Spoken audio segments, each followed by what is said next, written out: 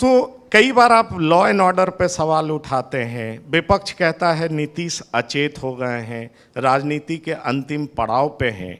तो एक तरफ आप कहते हैं आपके नेता सीएम बने, दूसरी तरफ आप कहते हैं नीतीश के नेतृत्व में चुनाव लड़ेंगे। आपको नहीं लगता कि ये कॉन्ट्राडिक्टरी स्टेटमेंट है? दिल में कुछ, जुबान पे कुछ। यही तो इंडिया की खूबसूरती है।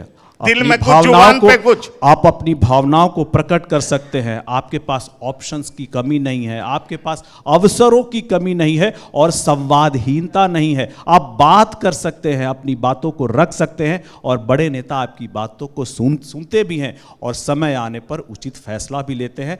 आने वाले बिहार विधानसभा के चुनाव में हमारी पार्टी को भी वही आपस में संवाद करके हमारे नेता के कद के हिसाब से, हमारी पार्टी के कद के हिसाब से जो भी सम्मानजनक सीटें होंगी अवश्य मिलेंगी। जीतन राम मांझी कहते हैं चिराग पासवान अमीर बाप के बेटे हैं, तो मैं मान लूं आप अमीर ससुर के दामाद हैं? बिल्कुल।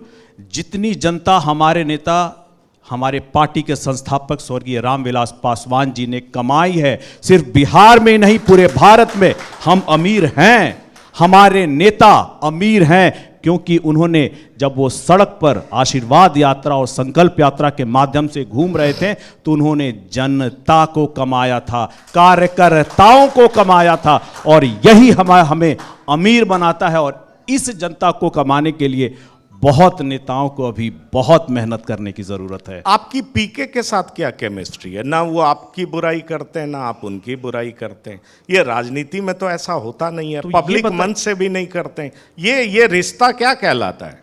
देखिए, अभी तक किसी भी संवैधानिक पद पर प्रशांत जी आए नहीं हैं और हम लोग का अगर विरोध किसी के प्रति होता है तो वो नीतियों पर होता है, पॉलिसीज पर होता है।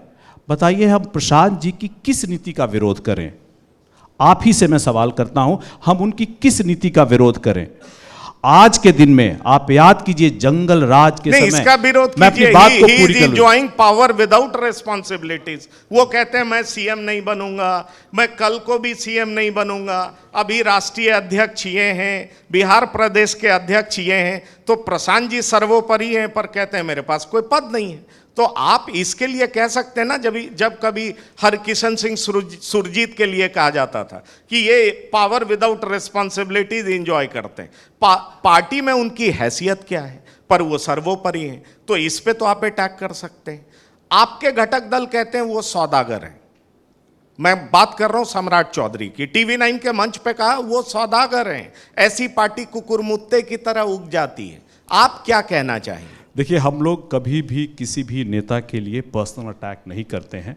हम बिहार में राजनीति कर रहे हैं, जितने भी पार्टियां हैं, जितने भी नेता हैं, उनकी नीति पर, उनकी नीयत पर अटैक करते हैं। और आप याद कीजिए जंगल राज के वक्त जितने भी नौजवान का बाहर में पलायन हुआ, सबसे ज़्यादा पलायन आज़ादी के बाद अगर किसी राज्य से, किसी देश से, बिहार पूरे देश में सबसे ज़्यादा पलायन हुआ तो जंगल राज के समय बिहारियों का पलायन हुआ।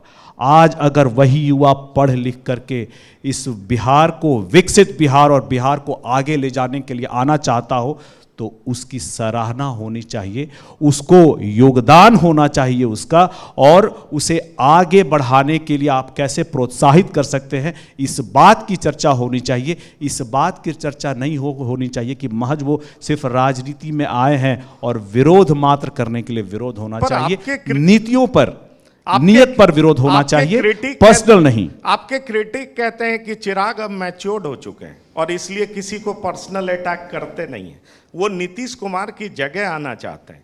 पर्सनल रिश्ते किसी से खराब ना हो और जब चाहें उधर शिफ्ट कर जाएं और सत्ता में बने रहें। चिराग ने इतनी लंबी राजनीति से ये सीखी है, नीतीश कुमार को इस मायने में उन्होंने एक्सेप्ट किया। और यही वजह है कि ना आप प्रशांत किशोर से खराब करते हैं, नीतीश कुमार से बहुत खराब था आपकी पार्टी तोड़ी गई और खुले मन से उस समय चिराग पासवान ने कहा था जेडीयू ने मेरी पार्टी तोड़ी। पर अब आप नीतीश कुमार के साथ आपके रिश्ते अच्छे हो चुके हैं, प्रशांत किशोर से रिश्ते अच्छे हैं, कांग्रेस से रिश्ते अच्छे हैं, और जहां तक तेजस्वी यादव की बात है तो उनसे भी निजी रिश्ते अच्छे हैं। क्या मान लें कि चिराग अब नीतीश कुमार के रास्ते पर चल पड़े? मुझे लगता है कि अगर विरोधी इस बात को लेकर के आपकी चर्चा करते हैं, जिक्र करते हैं, तो मुझे लगता है हमारा नेता कुछ ना कुछ तो अच्छा कर ही रहे होंगे।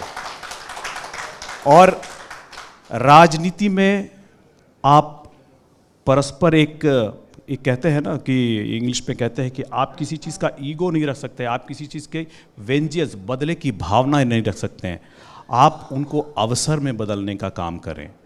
यही काम हमारे नेता चिराग पासवान जी ने किया है। जब उनकी तरफ पत्थर फेंके गए तो उन्होंने उस पत्थरों से दीवार बनाने के बजाय पुल बना लिया है ऊपर जाने का।